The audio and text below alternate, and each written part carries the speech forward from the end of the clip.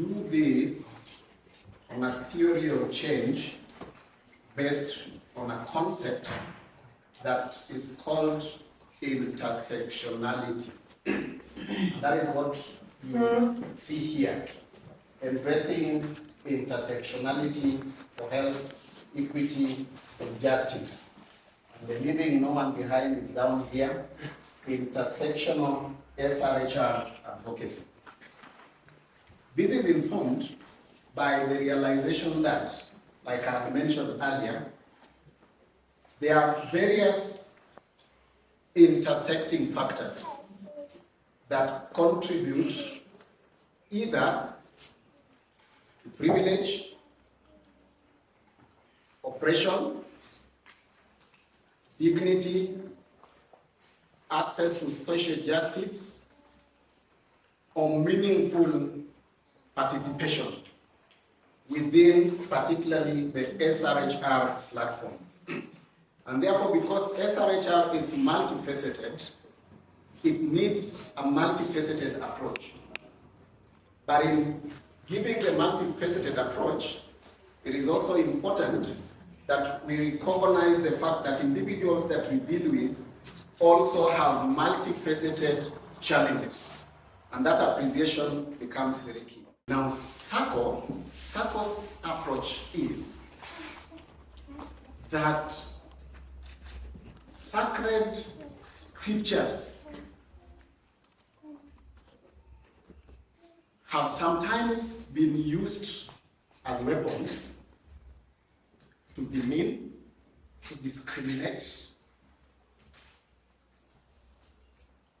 to stigmatize, and sometimes to encroach into spaces with a preconceived opinion that sort of ends up dislocating people and their voices from those spaces. And that the Bible, for that matter, because I can see indications that majority here could be Christians, sometimes has been used to judge rather than to affirm and to make people have meaningful engagement. And there is no space where the Bible has been used this badly like in SRHR. Because in many of our religious spaces, sex is something that you don't talk about. You do it quietly, privately, and walk out as if you did nothing. The second thing is that when we talk about sex, and your scientists will correct me if I'm wrong, whenever you talk about sex, sex is one of probably the few things, I don't know the others, that comfortably relieves the mind of its duty to think. And the mind quickly delegates the thinking to the genitals. And that is why, when it is done, sometimes you ask someone and they say, hata sijui nini ifanyika. The mind decided to take leave. And actually, the more sex you do, the more restful your mind is, because it can take leave or something. So that is one thing. Therefore, what do we do as SACCO? We use the scriptures and we ask ourselves, can the scripture and the conversation about sex be on the same table? The second thing is, can we use the Bible to discuss about SRHR in an affirming way? That is what we do. Now we look at texts that are in the Bible that are relevant to such kind of conversations. Then we work with faith leaders, and we also work with cultural leaders to dialogue, to educate, and for joint action. What we ask is, how can we together use the pulpit and the church? The pulpit to address and the church to make young people to be safe, so that the church becomes a healing space. Because apart from the church You know, the church is unsafe in two ways. The church can be unsafe in terms of being a perpetrator, but the church can also be unsafe in terms of being too judgmental, or rather judgmental, in a manner that nobody wants to come and open up to a pastor. What we are saying is there a problem? How can it be best addressed? That is all we are trying to say. And so we use a tool that is called ISJA. ISJA. Intersectional C ile ya kuona, judge ile ya court, and act ACT. That is the tool that we use to advance conversations. And ISJA is basically a community study tool that is based on sacred texts. And I'm saying sacred texts because when you go to the Muslim community, you don't use the Bible, you use the Quran. And what we say is, most of the conversations around SRHR coming from the Bible are mostly, a Bible is picked, a text is picked, but the interpretation is based on inarticulate premises that are informed by culture, that are informed by prejudices, that are informed by attitudes, that are informed by beliefs, that are informed by a number of other things, but they are inarticulate premises. And so basically what we are saying is, can these prejudices, can we open up the conversation so that we are able to look at these prejudices and see how we can better help in terms of using the Bible to liberate. So the Bible for us is not a weapon. The Bible for us is a tool for liberation. And so my approach is more of a liberative theology. That is what we are looking at. So we look at ISJA. C, basically the one that I can quickly use to define C as we do it and try to operationalize it is, we look at disparities.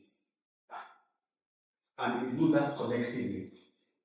What are the disparities that are existing? And the disparities could be cultural, could be social, religious, all those factors that contribute to disparities. Then in the Dutch, the concept is we look at discrepancies. And in the discrepancies, what we look at is, what are the gaps in the practices that contribute to the factors that reinforce the disparities? That is what we do together. And then in the act, what we do is we now establish strategic actions together. What are we going to do? We bet this on 6 seeds as I come to the close. We bet this on 6 seeds. The first seed is context. That is why we say leaving no one behind. We look at each person based on their context. Someone talked about, I think it is that time, talked about disability, I don't know. Someone talked about where is the place of the disabled. So context. Is this person a woman? Disabled? Unemployed? All these kind of things. So we talk about that. We look at the context of the person so that we are able to deal with an individual, not a multitude. And that is what we encourage. The second thing, as we look at the context, within that context, we look at the complexities within the context. What are the complexities within the context? Looking at the gender, what other overriding things are we able to see that make the gender question be a problematic? So that is complexities that we are looking at as well. The other C that we look at is the critical reflection. critical reflection.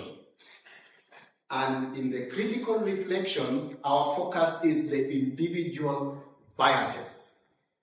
We use a tool called VCAT,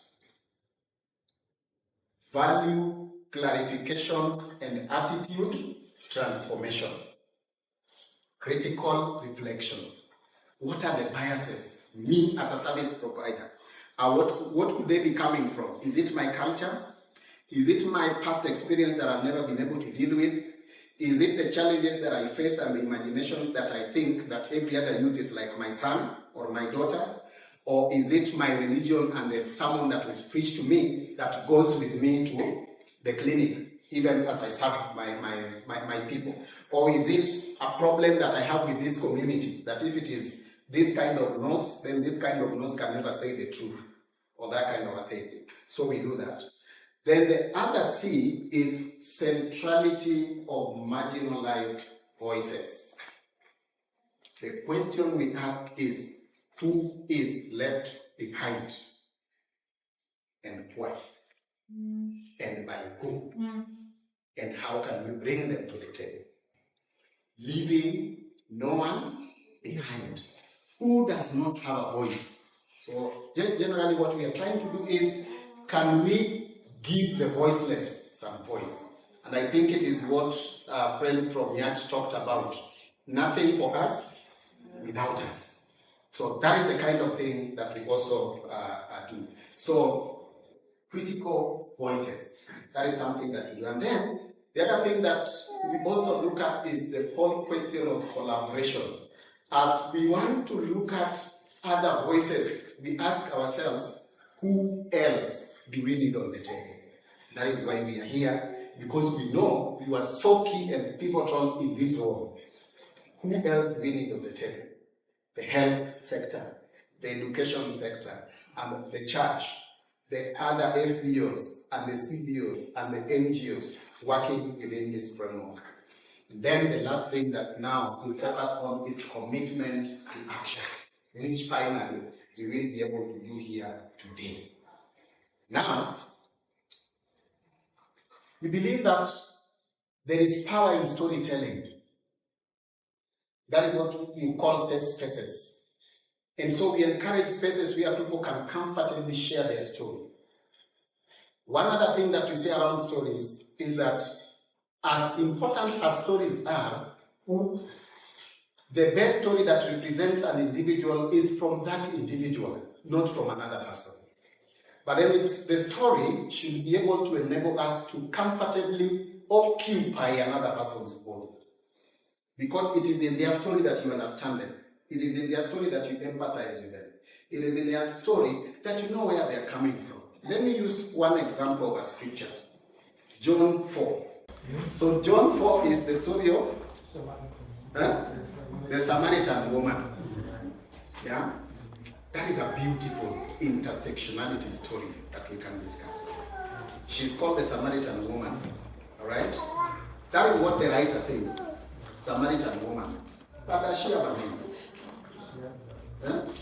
Why is it Samaritan woman? Why not Mary, John? Those are the conversations that we now want to have. Alright? But then how does Jesus deal with the Samaritan woman? At some point, Jesus tells him, of course, Jesus has asked for, water here, and the conversation continues and goes on and goes on. At some point, Jesus asks that, she says, the wife, go call your husband. And then, I have no husband. Then Jesus says, it's what you don't have. Even the one you have is not yours. So she's the woman of many husbands. Now, if someone says that woman has many husbands, or that woman has many men, let me now not put husband. That woman has many men. What does it connote? Harlot. But then, would we be able to think that it's possible that she had many husbands? The one possible reason could be that she was barren. And you know what that means when a woman can't give birth, even if the man knows for sure and has gone to daktari and established that is the problem. But who is usually the problem? The woman. So it's possible that this lady didn't have children, and therefore she kept either divorcing or being divorced, and that is why she had more than one husband. It's also possible that she had been widowed. But those are silent conversations that you only have in a space where you can now look at use what we call critical interpretation and discussion of the Bible. And so you go on and on and on and find that when the Samaritan woman is finally goes to Samaria, she goes there as a woman, as a Samaritan woman, but also as someone who is able to take the good news. So the identity is retained, only that other things are added.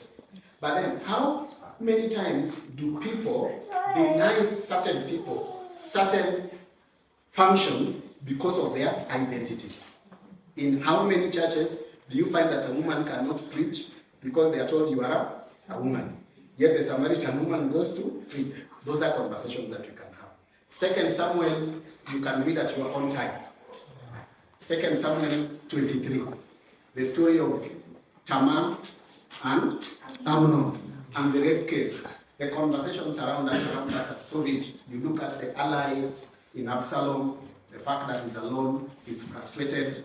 How then in advocacy we build more allies so that we are not, frustrated. You look at the power relations around there.